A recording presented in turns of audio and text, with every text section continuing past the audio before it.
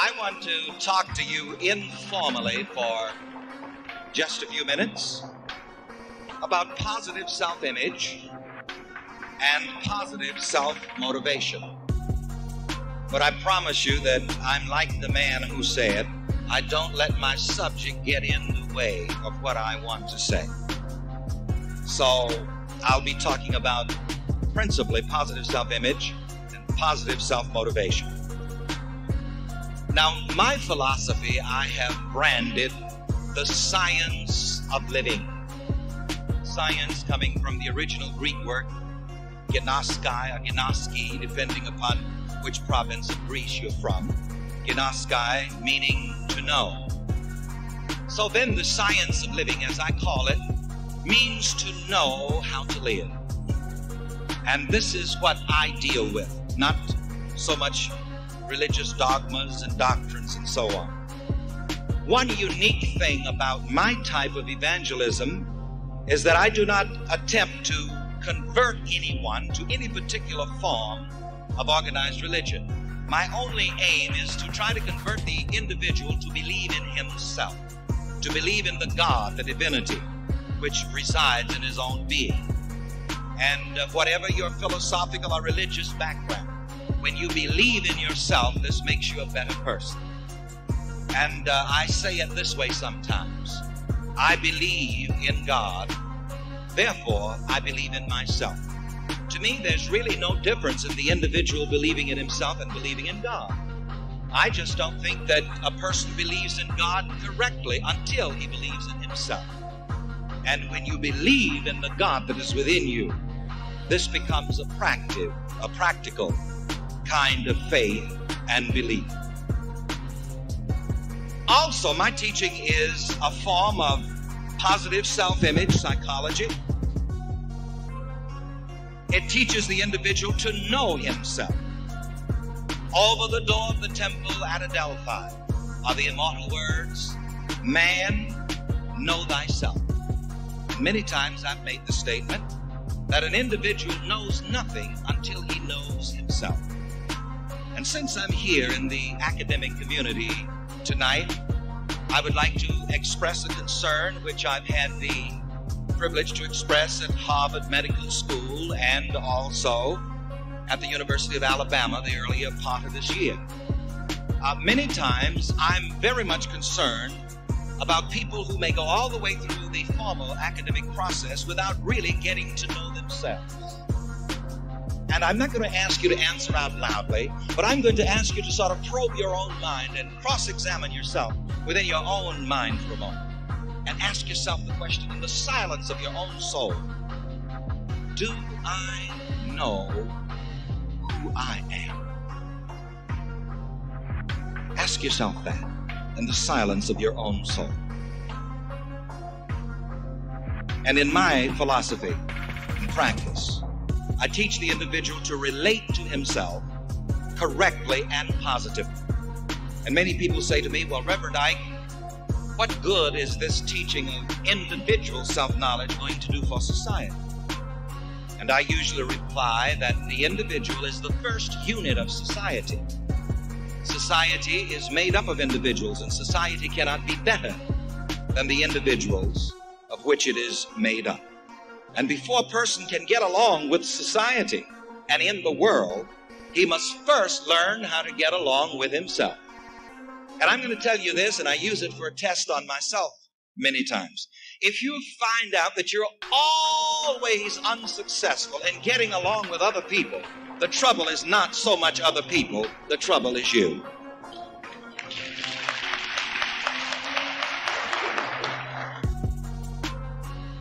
And I have a new way of dealing with people. When I have problems with people from time to time, but you know, when I have problems with people, I don't any longer say, what's the matter with him or what's the matter with her? I go to myself and I say, what's the matter with me? And I straighten myself out. And in straightening my own mind out, in coming to peace with myself, within myself, then I come to peace with those people that I had been having a problem with. You try that. Perhaps I'll ask for you to probe your minds again for a moment, give you something to practice. Perhaps some of us here, most of us here, I'm sure from time to time, there are problem people who come along in our lives. If you have some problem people in your lives tonight, I tell you what you do. Why don't you try going within yourself and coming to peace with yourself and see what happens to those other people. You'd be surprised. This is a sort of new way of relating to other people, by relating to yourself correctly. I also teach people what I call self-mastery. And in teaching people self-mastery, we train the individual to be master of things instead of letting things become his master. The words of the poet says, I'm the master of my faith and the captain of my soul. Sometimes I also call my philosophy mind science, because we teach the individual how to use his own mind power to be what he wants to be, do what he wants to do, and to have what he wants to have. And here again, some of my very religious friends will say to me, well, Reverend Ike, you're talking about mind power. What about God? I say to you that mind power is God power.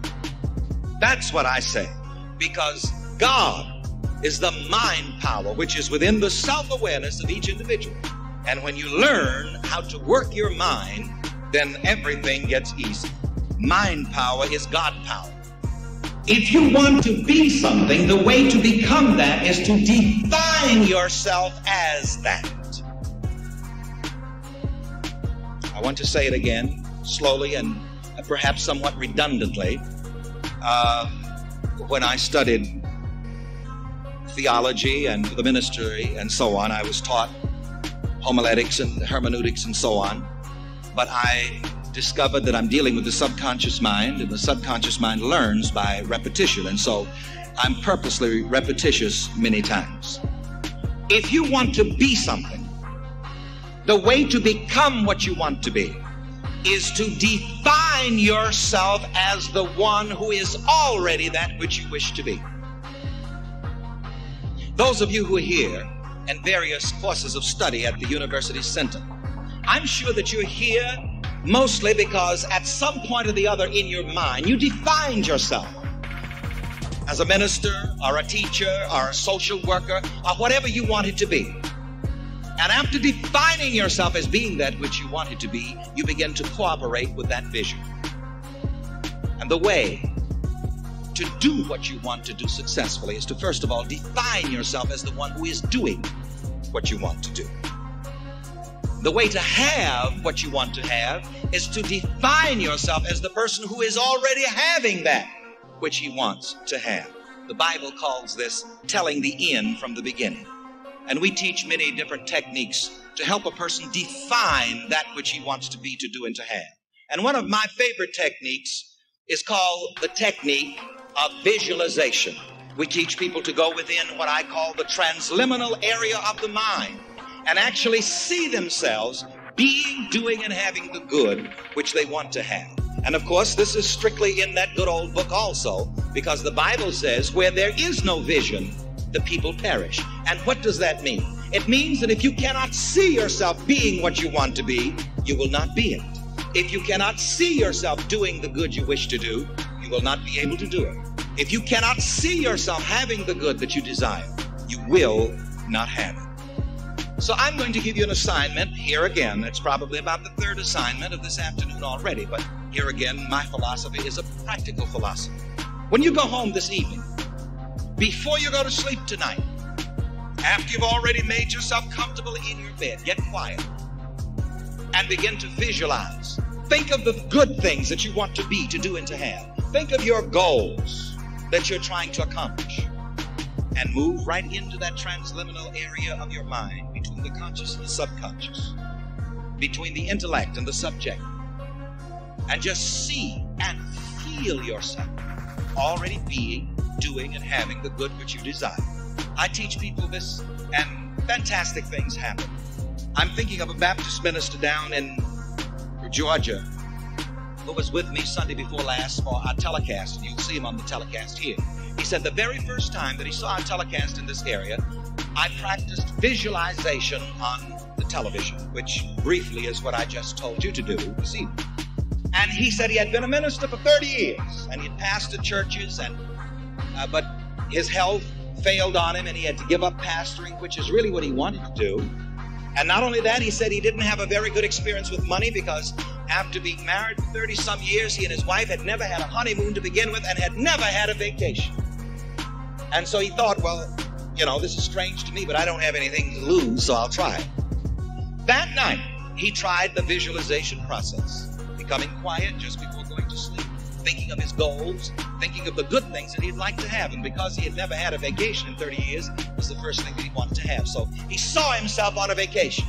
He saw himself walking around in a resort area. And a few days later, things happened so that he actually won a vacation, cost-free.